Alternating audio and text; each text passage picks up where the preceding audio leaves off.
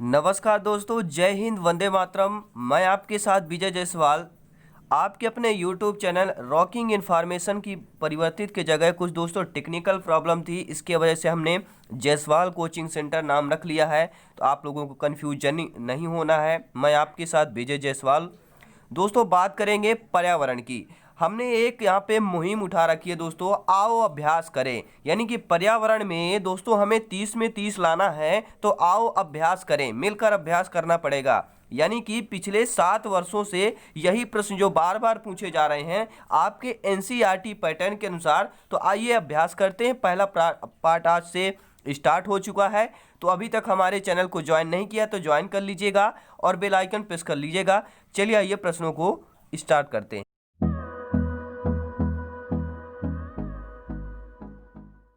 तो दोस्तों पहला प्रश्न आपकी स्क्रीन पर आ चुका है। प्रश्न यह है कि ऊंट के पैर गद्देदार होते हैं जिससे।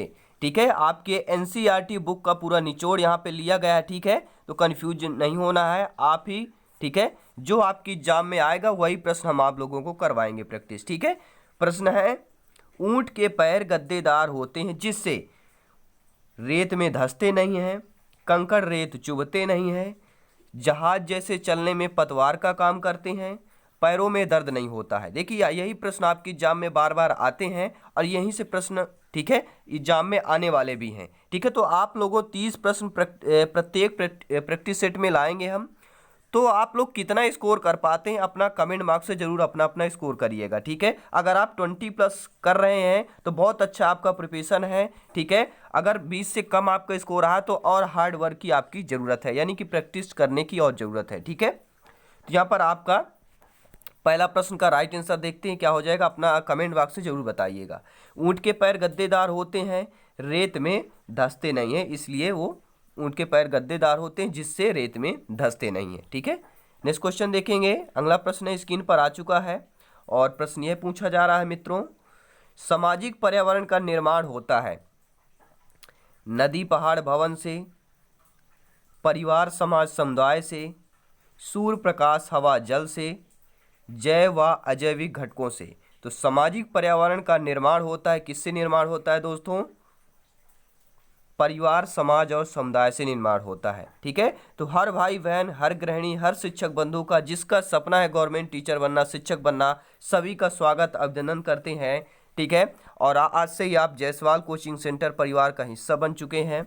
ठीक है, नेक्स्ट क्वेश्चन की बात करेंगे कि ऊर्जा का अनवीकरणीय स्रोत कौन सा है। देखिए नवीकरणीय और अनवीकरणीय दो प्रमुख ऊर्जा के स्रोत होते हैं। ठीक है, यहाँ पर आपको अनवीकरणीय बताना है। ठीक है, तो विद्युत ऊर्जा, कोयला, सौर ऊर्जा, पवन ऊर्जा। ठीक है, तो ऊर्जा का अनवीकरणीय स्रोत आपका कौन सा कहलाएगा? ठीक है, वो आपका कोयला अनवीकरणीय कहलाएगा। ठीक है, यहाँ पे कंफ्यूजन बहुत सारा हो जाता है। ठीक है, जो हमें प्राकृतिक से मिलता है, ठीक है, प्रकृति से मिलता है, वो हमारा कौन सा अनवीकरणीय कहलाता है। ठीक है, ठीक है, जो आपका नवीन नहीं है। ठीक है, नवीनीकरणीय में क्या आ जाता है? विद्युत ऊर्जा नवीनीकरणीय है, सौर ऊर्जा, पवन ऊर्जा, ये आपके सभी तीनों क्या है?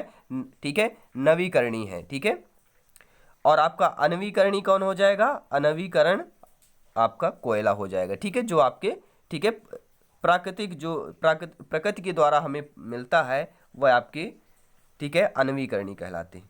अगला प्रश्न देखेंगे, प्राकृतिक संसाधनों का संरक्षण जरूरी है। जो प्राकृतिक संसाधन है उसका संरक्षण क्यों जरूरी है? ठीक है, भविष्य की आवश्यकताओं के लिए, पर्यावरण संतुलन के लिए, पर्यावरण की गुणवत्ता बनाए रखने के लिए, या उपरोक्त सभी के लिए। कमेंट करके अपना स्कोर जरूर बताएं। राइट आंसर क्या होगा? प्राकृतिक संसाधनों का संरक्षण जरूरी है, भविष्य की आवश्यकताओं के लिए भी है, पर्यावरण संतुलन के लिए भी है, और पर्यावरण की गुणवत्ता बनाए रखने के लिए भी है, यानी कि उपरोक्त सभी हो जाएगा। ठीक है, अगला प्रश्न देखते हैं। अगला प्रश्न है, सामाजिक जीवन की प्रथम पाठशाला की संज्ञा निम्न में से किसे दी जाती है? जो आपकी सामाजिक जीवन की प्रथम पाठशाला है, ठीक है, की संज्ञा किसे दी जाएगी? परिवार को दी जाएगा, विद्यालय को दिया जाएगा, गांव को दिया जाएगा, या शहर को दिया जाएगा? तो सामाजिक जीवन की जो प्रथम पाठशाला है दोस्तों, वह ये जो संज्ञा है किस नाम से दी जाएगी? तो सामाजिक जीवन की प्रथम पाठशाला परिवार के नाम की संज्ञा दी जाएगी। ठीक है, अगला प्रश्न देखेंगे। प्रश्न यह है दोस्तों, सहकारिता की प्रथम पाठशाला किसे माना जाता है? जो सहकारिता की प्रथम पाठशाला है वह किसे माना जाता है? परिवार को, गांव को, जिला को, राज्य को। ठीक है, तो सहकारिता की जो प्रथम पाठशाला है वह किसे माना जाता है? परिवार को ही माना जाता है। अगला प्रश्न देखेंगे दोस्तों, निम्न में से एकल परिवार का एक गुण है। ठीक है, अब एकल परिवार देखिए, संयुक्त परिवार और एकल परिवार दो प्रकार के परिवार होते हैं। ठीक है, एकल परिवार का गुण आपको बताना है कौन कौन से हैं। श्रम विभाजन की सुविधा, सामाजिक सुरक्षा, व्यक्तित्व के विकास का अवसर, या सामाजिक व्यवस्था का छोटा स्वरूप। चलिए कमेंट करके बताएं अपना स्कोर। निम्न में से एकल परिवार का एक गुण है। देखिए, जो आपका फोर्थ ऑप्शन दिया है, सामाजिक व्यवस्था का एक छोटा स्वरूप कहलाता है, एकल परिवार का एक गुण है। ठीक है, लेकिन यहीं पर पूछ लिया जाता संयुक्त परिवार का गुण। देखिए, संयुक्त परिवार में क्या होता है? श्रम विभाजन की सुविधा होती है, सामाजिक सुरक्षा भी मिल जाती है और व्यक्तित्व के विकास का अवसर भी मिलता है। ठीक है, लेकिन आपका जो according to question is the right answer option number 4 हो जाएगा। नेक्स्ट क्वेश्चन की बात करेंगे। अगला प्रश्न है स्क्रीन पर, निम्न में से परिवार किसका एक संघ है? जो आपका परिवार है वह किसका एक संघ है? उपभोग का संघ है, या दैनिक आवश्यकताओं की पूर्ति का संघ है, या वैवाहिक अवस्था का संघ है, या उपरोक्त में से कोई नहीं? तो परिवार किसका एक संघ है? परिवार एक दैनिक आवश्यकताओं की पूर्ति का एक संघ है। अगला प्रश्न देखेंगे दोस्तों, सभी आपके एनसीईआरटी बुक से पूरा क्वेश्चन यहाँ पे कलेक्ट किया गया है, तो कन्फ्यूजन नहीं होना, परेशान नहीं होना है। ठीक है, बेफिक्र स्टडी करिए, बढ़िया मन और अच्छे लगा कि स्टडी करिए, आपका सिलेक्शन पक्का है। ठीक है, जो मन से पढ़ाई करेगा, जो मन से चैनल पे आएगा, प्यार भरा लाइक और कमेंट करता रहेगा, ठीक है, उसकी नैया भैया पार होगी, क्योंकि वो मन से जो पढ़ाई करता है, ठीक है, उसकी बात माइंड में स्टोर होती है, जो स्टोर होता है वही आपके काम आता है एग्जाम टाइम पे। ठीक है, अगला प्रश्न देखेंगे, निम्न में से किस रूप में किसी व्यक्ति की मनोदशा पर पारिवारिक वातावरण का प्रभाव पड़ता है? निम्न में से किस रूप में किसी व्यक्ति की मनोदशा पर पारिवारिक वातावरण का प्रभाव पड़ता है? शारीरिक विकास पर, मानसिक विकास पर, चारित्रिक विकास पर, या उपरोक्त सभी हो जाएगा। ठीक है, तो इनमें से आपको यह बताना है कि किस रूप में किसी व्यक्ति की मनोदशा पर पारिवारिक वातावरण का प्रभाव पड़ता है। तो आपके शारीरिक विकास पर भी पड़ता है, मानसिक पर, चारित्रिक पर, यानी कि उपरोक्त सभी द राइट आंसर हो जाएगा। ठीक है, अगला प्रश्न देखेंगे दोस्तों, विटामिन शरीर में कार्य करते हैं। जो विटामिन होते हैं वह शरीर में कार्य करते हैं, किसका कार्य करते हैं? ऊर्जा प्रदान करने का, शरीर के निर्माण का, शरीर रक्षा करने का, या उपरोक्त सभी हो जाएगा। जो विटामिन होते हैं वह शरीर के रक्षा, ठीक है, रक्षा करने का कार्य करते हैं। नेक्स्ट क्वेश्चन यहां पर देखेंगे। अगला प्रश्न यह है, किन भोज्य पदार्थों में स्टार्च अधिक मात्रा में पाया जाता है? ठीक है, जो आपके भोज्य पदार्थ दिए गए हैं, 4 ऑप्शन है, इनमें से जो स्टार्च जो होता है वह सबसे अधिक मात्रा में किस पर पाया जाता है? आलू, अरबी, चावल पर, पालक, मेथी पर, हरा धनिया, हरी मिर्च, या उपयुक्त सभी में? देखिए, भोज्य पदार्थों में से जो सबसे अधिक स्टार्च पाया जाता है वह आलू, अरबी और चावल में पाया जाता है। अगला प्रश्न देखेंगे, क्वेश्चन आपके स्क्रीन पर आ चुका है कि शरीर को शक्ति प्रदान करने का कार्य करता है। जो शरीर है हमारा, उसको जो शक्ति प्रदान करने का कार्य कौन करता है?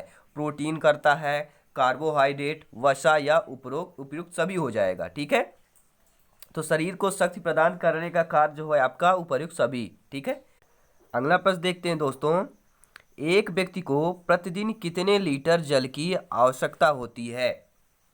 4 से 6 लीटर, 3 से 5 लीटर, 1 से 2 लीटर, या 8 से 10 लीटर? ठीक है, तो एक व्यक्ति को प्रतिदिन कितने लीटर जल की आवश्यकता होती है? तो 3 से लेके 5 लीटर तक जल की आवश्यकता होती है, क्योंकि हमारा जो शरीर है 70% वहाँ पर क्या है? जल से बना हुआ है। ठीक है, यानी कि 70% हमारे शरीर में जल है।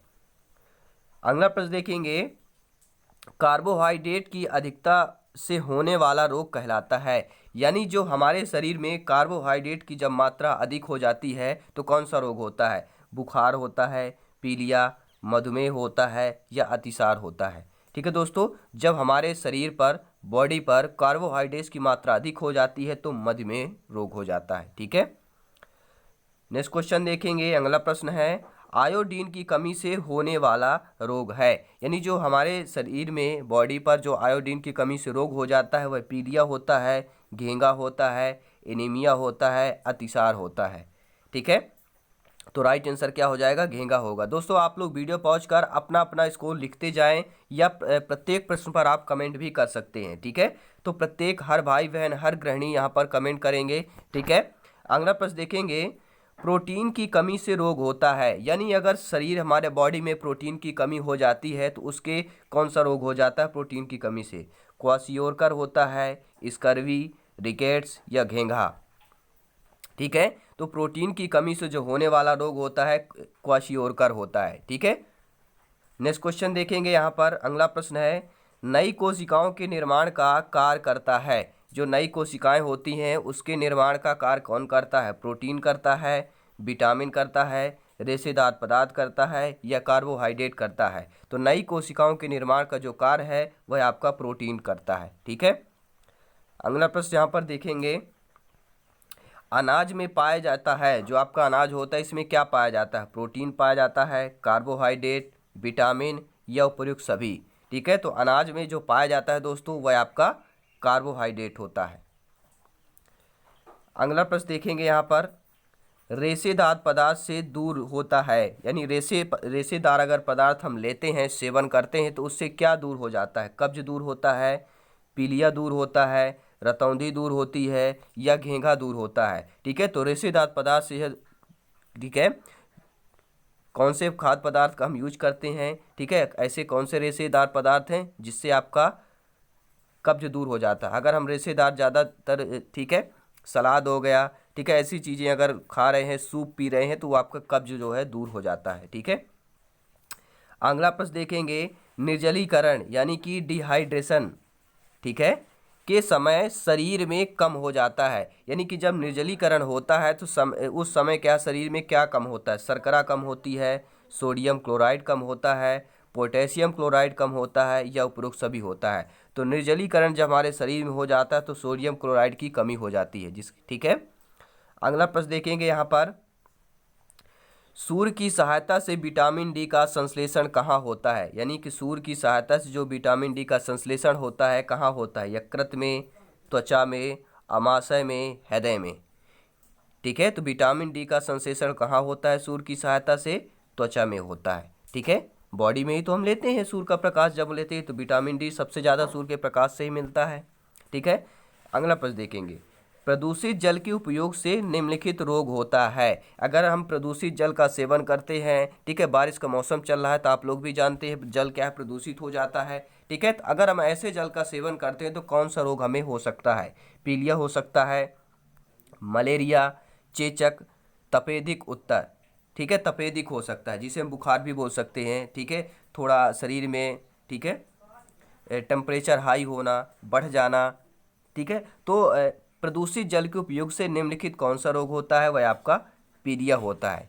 ठीक है, आइए अगला प्रश्न देख लेते हैं। अगला प्रश्न स्क्रीन पर आ चुका है और प्रश्न यह पूछा जा रहा है दोस्तों कि जल प्रदूषण के लिए एक प्रमुख उत्तरदायी कारक है। जो जल प्रदूषण होता है उसके लिए जो प्रमुख उत्तरदायी कारक है कौन है? वनों का विनाश है, भारी वर्षा का होना है, कारखानों का द्रव अपशिष्ट है या नदी में स्नान है? ठीक है, तो जल प्रदूषण के लिए प्रमुख उत्तरदायी होता है वह आपका कारखानों का द्रव अपशिष्ट होता है। ठीक है, अगला प्रश्न देखेंगे प्यारे मित्रों, निम्नलिखित में से कौन सा संक्रमण रोग वायु द्वारा फैलता है? यानी ऐसा संक्रमण रोग का नाम बताना है जो वायु द्वारा फैलता हो। ठीक है, तपेदिक हो गया, हैजा हो गया, मलेरिया हो गया, मोतीझरा हो गया। ठीक है, तो राइट आंसर क्या हो जाएगा यहाँ पर? सभी लोग बताइए। जो तपेदिक होता है, ठीक है, वह वायु द्वारा फैलता है। जो संक्रमण तपेदिक है वह वायु द्वारा फैलता है। अगला प्रश्न देखेंगे, निम्न में से कौन सा रोग प्रदूषित जल के उपयोग के कारण होता है? ठीक है, ऐसा आपको प्रदूषित, ठीक है, बताना है। रोग प्रदूषित जल के कारण कौन सा रोग होता है? तपेदिक, मलेरिया, हैजा, खसरा। ठीक है, तो आपके प्रदूषित जल से जो होता है वह आपका हैजा होता है। अगला प्रश्न देखेंगे, जल को शुद्ध करने का एक पदार्थ है, यानी कि जल को जो शुद्ध किया जाता है ऐसा एक पदार्थ आपको बताना है। डीडीटी हो गया, यूरिया हो गया, पोटेशियम परमैंगनेट हो गया, सल्फर हो गया। ठीक है, यहाँ पे आपका क्लोरीन भी होता है। ठीक है, क्लोरीन से भी यहाँ पर किया जाता है, लेकिन यहाँ पे क्लोरीन नहीं दिया गया है, तो आपका ठीक है पोटेशियम परमैंगनेट पोटेशियम परमैंगनेट से भी यहाँ पर पानी को शुद्ध किया जाता है। ठीक है, अगला प्रश्न देखेंगे, वायु प्रदूषण का प्रमुख स्रोत है। जो वायु प्रदूषण होता है उसका प्रमुख स्रोत कौन सा है? कारखानों का धुआं है, आतिशबाजी है, जीव जंतु हैं, या तेज आंधियां हैं? तो वायु प्रदूषण का जो प्रमुख स्रोत होता है वह कारखानों का धुआं होता है। अगला प्रश्न की बात करेंगे, प्रश्न यह है,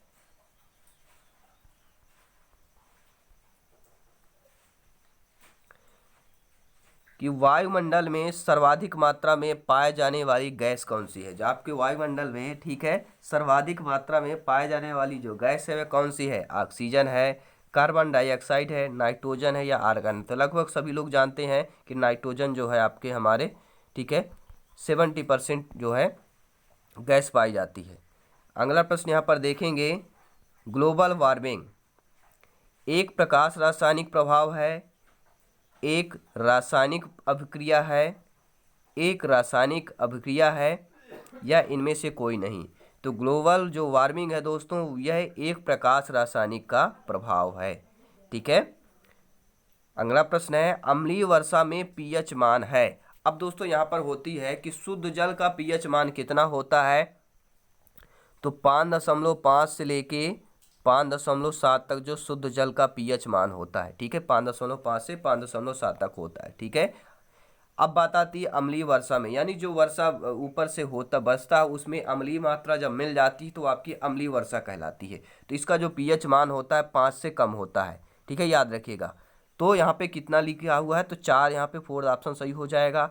ये भी दोस्तों है, कोई भी जल का मान अगर 4, ठीक है, 4 पीएच से अगर कम होता है तो वह पीने योग्य पानी नहीं होता है। ठीक है, काफ़ी बार एग्जाम में पूछ लिया जाता है कि अगर ठीक है जल का पीएच मान 4 से कम है तो क्या होगा? वह पीने योग्य नहीं होगा। ठीक है, और अम्लीय वर्षा में पीएच का मान 5 से कम होता है, तो यहाँ पर 5 से कम 4 दिया है, तो आपका 4th option is the right answer हो जाएगा। तो दोस्तों आप लोग जरूर बताइए कि आप लोग 30 में से कितना स्कोर कर पाए हैं, हमें कमेंट करके जरूर बताएं। और आज ही हमारे चैनल जायसवाल कोचिंग सेंटर को सब्सक्राइब कर लें, क्योंकि हमारा उद्देश्य है दोस्तों, हमारी इच्छा राष्ट्र हित में शिक्षा। ठीक है, और यहाँ पर आपको सभी सब्जेक्ट की प्लेलिस्ट मिल जाएगी। यहाँ पर आपको प्लेलिस्ट में जाना है। ठीक है, प्लेलिस्ट में जाएंगे तो चाहे मैथ्स पेडागोजी की बात करूँ, चाहे मैथ की क्लास की बात करूँ, ठीक है, पर्यावरण की क्लास चल रही है, बाल विकास, मनोविज्ञान यानी कि पेडागोजी की क्लास चल रही है, और आपके हिंदी हो गया, संस्कृत हो गया, सभी की क्लासेस दोस्तों मिल जाएगी। ठीक है, तो चलिए मिलते हैं इस क्लास में। धन्यवाद, जय हिंद, वंदे मातरम। हंसते रहिए, मुस्कुराते रहिए, और वीडियो अच्छा लगा तो लाइक करके शेयर जरूर कीजिएगा। धन्यवाद।